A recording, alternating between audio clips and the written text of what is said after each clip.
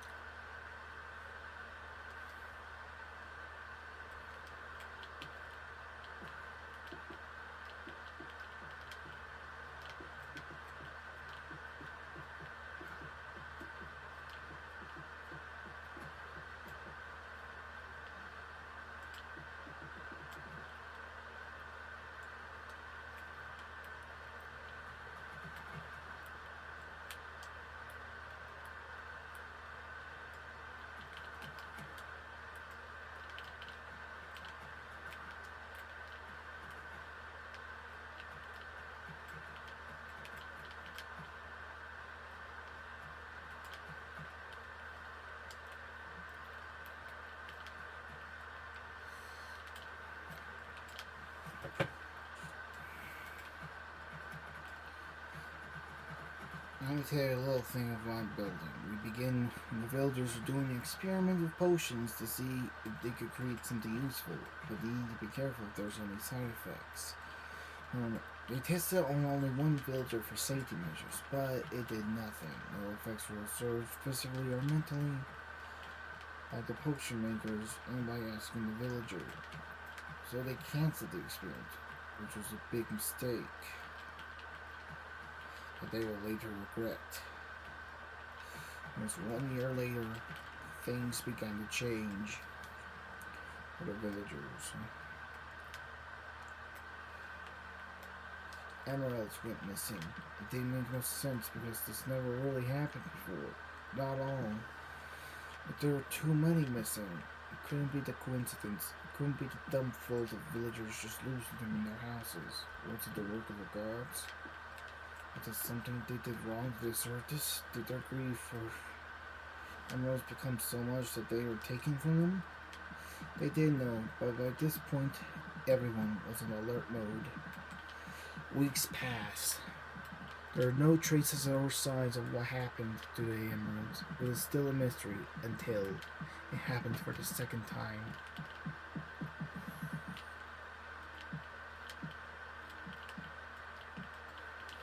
More emeralds were missing, but this time they saw what happened.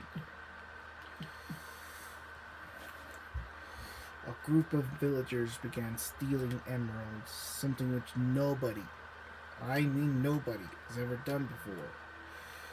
Did their greed for emeralds become so much that they would even steal for it? The villagers had no idea what to do next, but they made the ultimate choice of taking the emeralds back with a warning, in the hopes they would learn from their mistakes. But things began to deteriorate as more villagers began stealing emeralds. This behavior was spread across the community like a disease.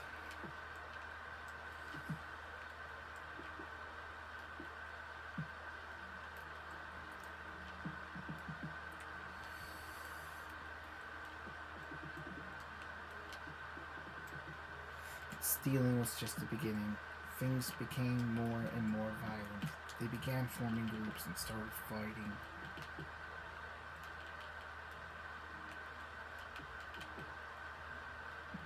One of the villagers became so harmful, the only option was to lock him up behind bars. Turned out it was the original villager from the cancelled experiment from more than a year ago. The villagers also made a grim discovery. It was not the greed that had grown, but it was the evil inside that grew over time.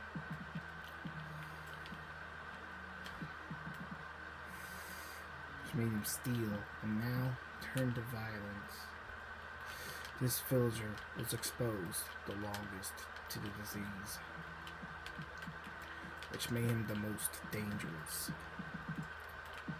It wasn't for sure if the others would become this violent, because they were not directly exposed to the potion for more than a year ago. Only time could tell. 4 years after the experiment, chaos broke loose in the village. Half of the villager population became involved in crime.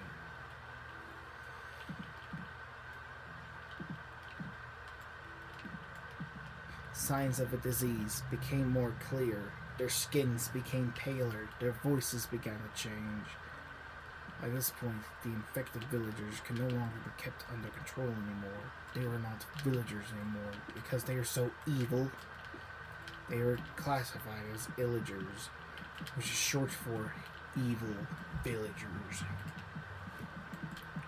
Pure evil is what they became.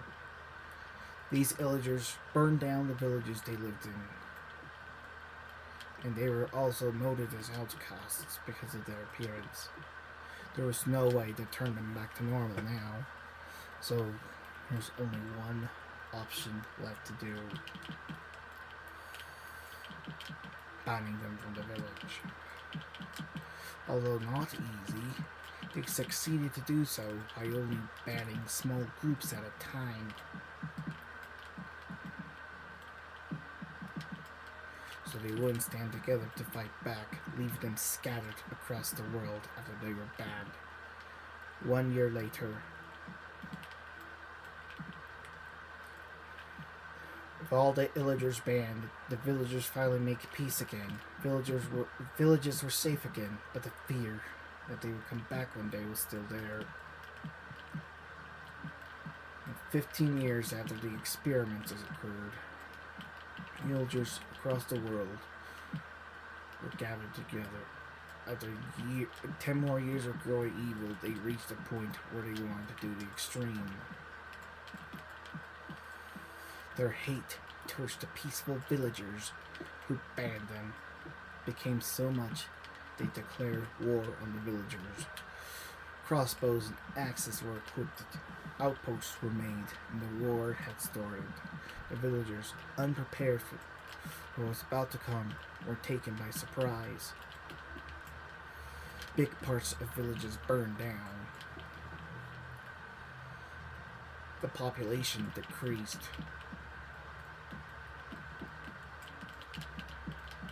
Trade routes became plundered. Chaos broke loose once again, but this time at the cost of all the villagers, who had no way on defending themselves because they're peaceful and kind and would never fight. So miners and potion makers got together, using their iron and their potions to create the legendary Iron Golem, the protectors of the village. So that way they could defeat the illagers without having to fight them themselves. The villagers were forced to back off.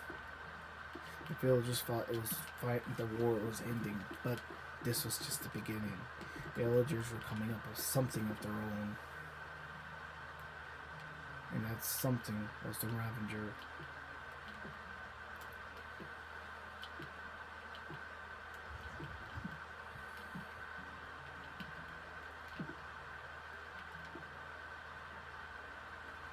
Also known as the Man-Eater, the head of a person and the body of an animal. This beast. The battles continued on for years. The villagers kept creating iron golems, the endless supply of iron out of their mines. That way, illagers can be defeated forever. Illagers noticed, came up with a desperate counterattack.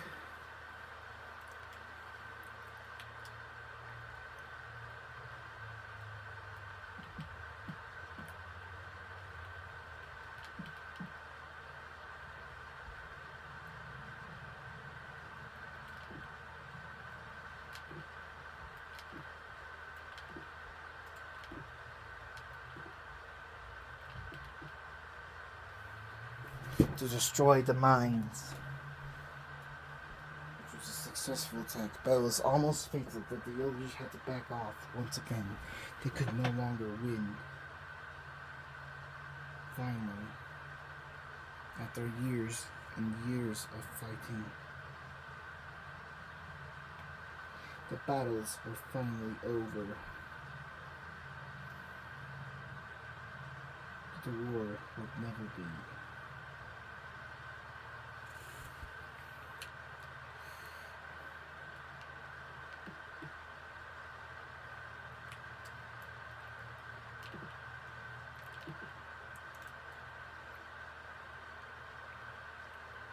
The Iron Golems got captured. Many Iron Realms were captured by the Pillagers.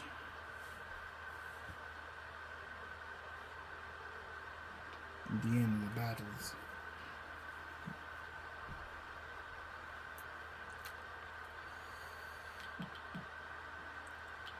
the traders which once connected the villagers across the world became too scared, turning into wandering traders.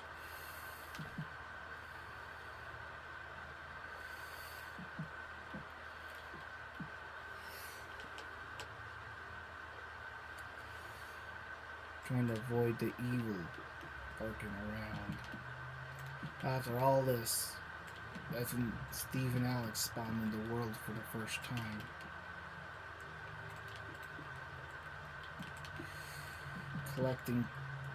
Collecting items, blocks, crafting tools,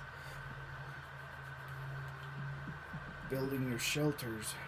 Then they found this small village with scared villagers.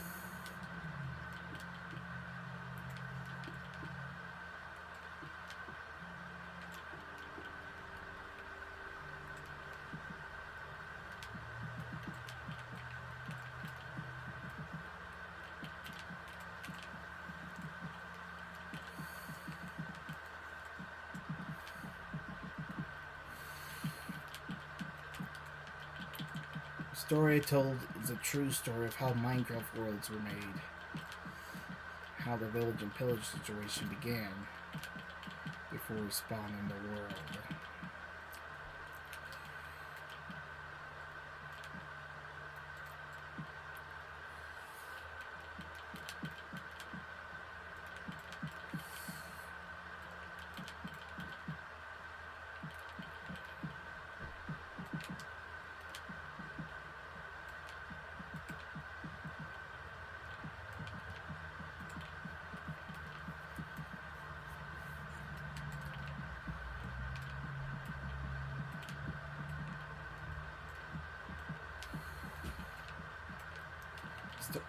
As you see, we're starting with the actual outpost itself, the actual tower.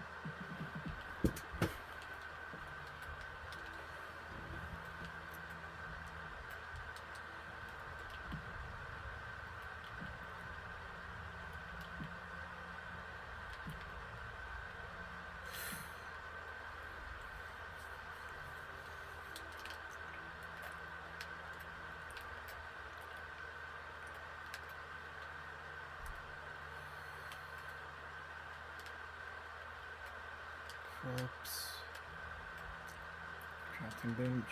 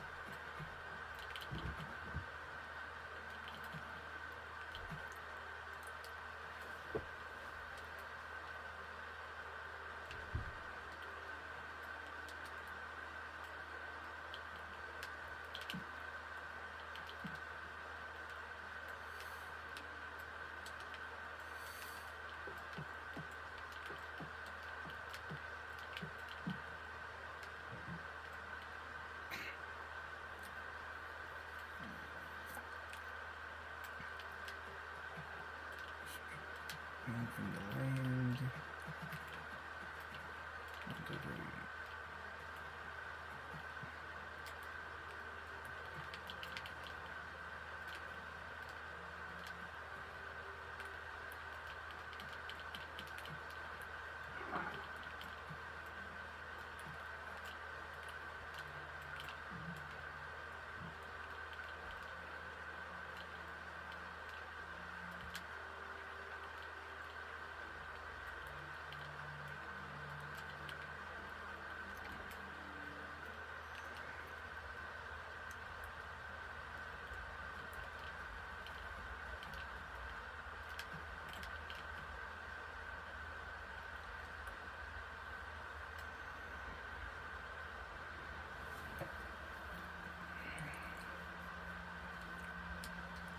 Pillager Outpost at the coast, away in the village. This is how the Pillagers keep an eye on those villagers. You can see a view of the village.